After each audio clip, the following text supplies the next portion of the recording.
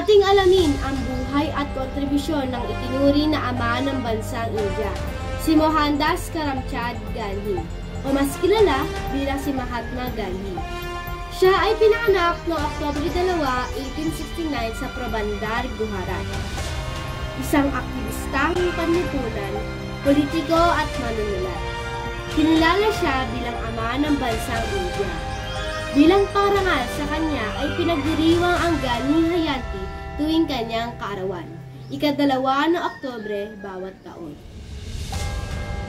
Si Mahatma Gandhi ay isa sa mga pambansang pinuno na nakipaglaban para sa kalayaan ng India.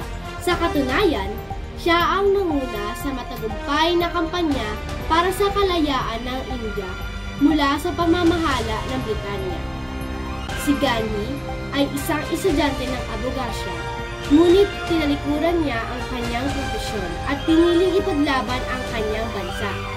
Ayon sa kanya, ang mata sa mata ay magpapabulag lamang sa buong mundo. Naniniwala siya na hindi karahasan ang sagot sa lahat.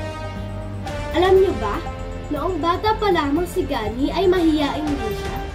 Tatakbo siya pauli sa kanyang bahay pagkatapos ng eskwelahan para makaiwas sa pakikipag-usap sa kanyang mga kamag-anak. Pagka mahiyain na hindi mo aakalain magkakaroon ng malaking kontribusyon sa kasaysayan ng Asia. Sinabi niya, "Be the change that you wish to see in the world."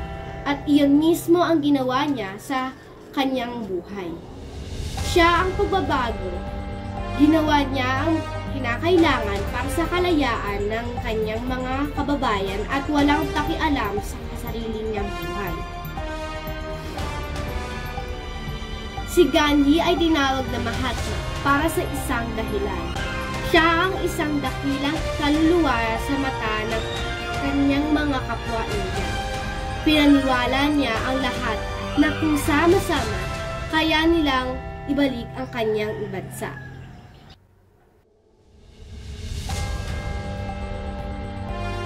Malaki ang naging papel niya sa pakikibaka sa kalayaan ng India.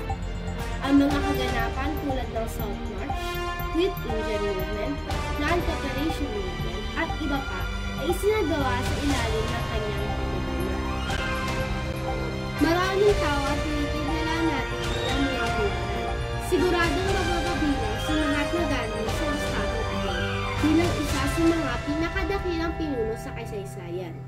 Ang maging pinuno tulad niya ang dapat na hangarin at tularan ng mga maliging leaders ng Iraq. Ako po ang inyong lingkod, Graydon Vicente, Grade 7 St. Agnes, para sa Balitang Pangkasaysayan.